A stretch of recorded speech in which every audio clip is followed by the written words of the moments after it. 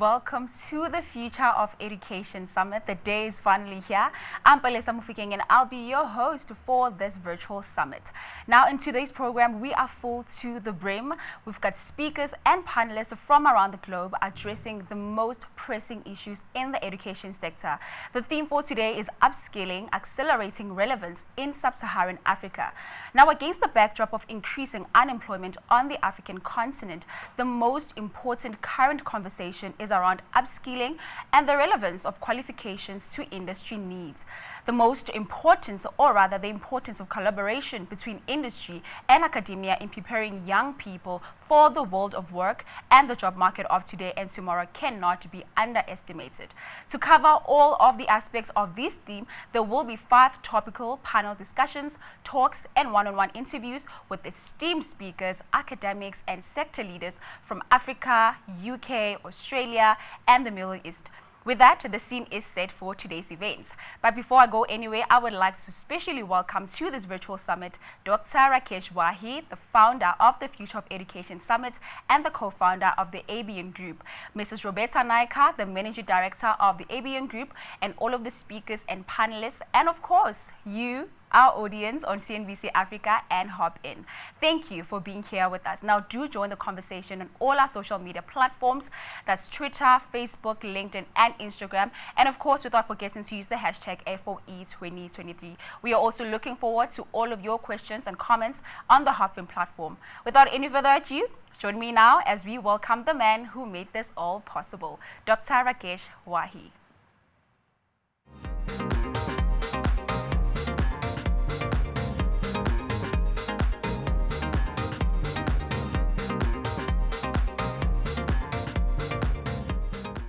Good morning, ladies and gentlemen.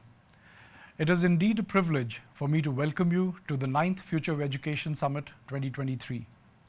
A special welcome to Professor Marwala, Deputy Secretary General of the United Nations and Rector of the United Nations University in Tokyo, who has honored us by agreeing to deliver the keynote address this year. His passion for technology and artificial intelligence is well documented from his time as the Vice Chancellor of the University of Johannesburg. His perspective on the changing landscape will be invaluable, as will be the views of a wide cross-section of eminent speakers from different parts of the world. The education industry continues to evolve at a very rapid pace, and after discussing transformation and purpose over the last 2 years, we decided to unpack some of the current challenges, particularly relating to youth unemployment in Africa.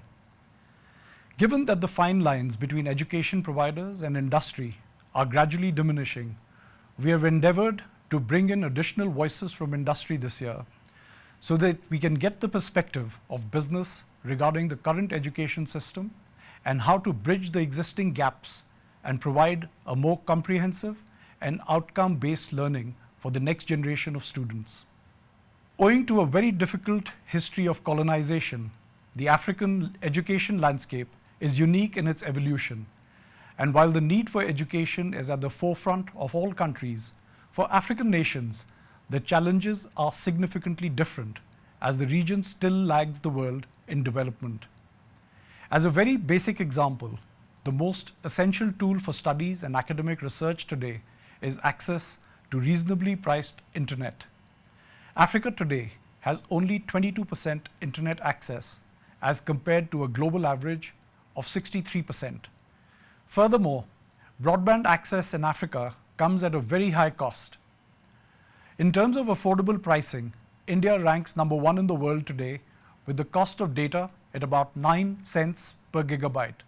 In comparison, South Africa at $2 per gigabyte is 20 times higher in price than India. The other important nuance is the low gross enrollment rate of 9.4% in Africa. This is well below the global average GER of 34%. Another alarming statistic for the continent is that over 100 million children in sub-Saharan Africa do not have access to even basic schooling. The landscape and challenges in Africa, therefore, are significantly different than other parts of the world. Keeping these subtleties in mind, it is critical to periodically reflect on the trends and opportunities and determine the steps to be taken by various stakeholders. These measures will help create a level playing field for our youth to have equal opportunities in the context of the fourth industrial revolution and leapfrog some part of the historic incongruity.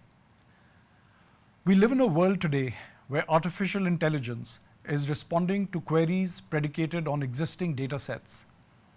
The debates are ongoing about the role of AI in all aspects of the future. No one can predict this accurately, but it's safe to say that if you can imagine something, coding, creativity, and AI will find a solution.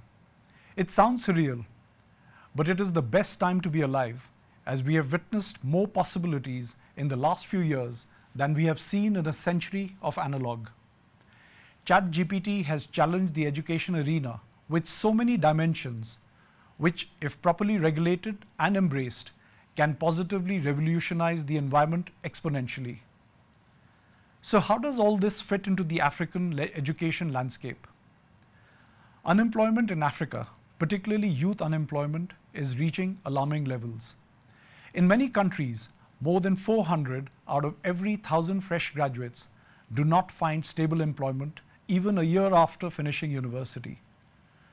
Now, part of the problem is the historic gap between the jobs being created and the number of students graduating from university.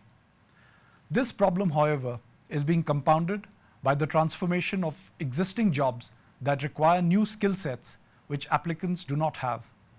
Nor can these be secured through unstructured staff development programs. The other dimension of the technological revolution is where the machines will take over most jobs, creating redundancies. While these are genuine short-term apprehensions, we do know that job displacements from what computers and machines can do are different from functions performed by human beings relating to creativity, emotional intelligence, critical thinking, and problem solving.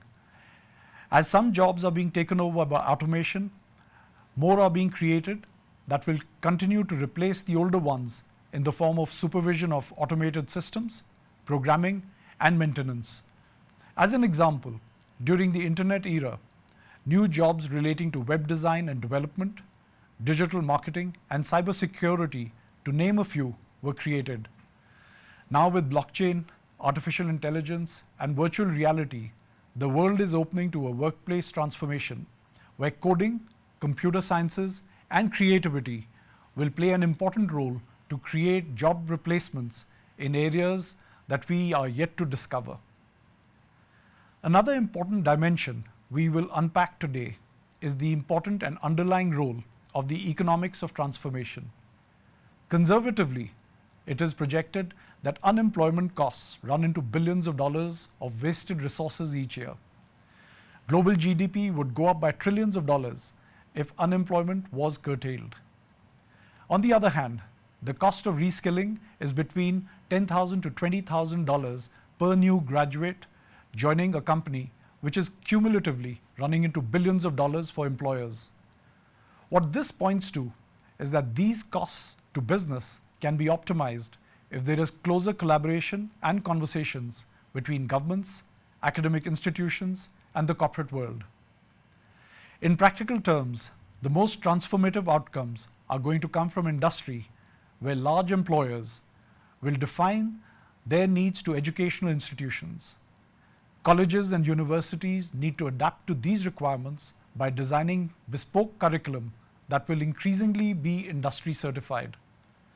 The day is not far when HR departments in organizations will be driven by professors who will articulate the needs of the establishment and act as an interface with academia. The role of humanities will continue to increase to bring critical thinking and creativity into sciences. This blend of the two worlds that have always been historically segmented into silos will provide the solutions in the future world of AI. This conversation can be endless, and I'll defer these deliberations to our eminent speakers and panelists from around the world who have taken time from their busy schedules to be with us today. I thank all our participants from across the continent for joining us today, and I hope that you'll find the sessions informative and engaging. Do not hesitate to send us follow-up questions to any of our panelists, our team is on standby to assist you. Thank you very much.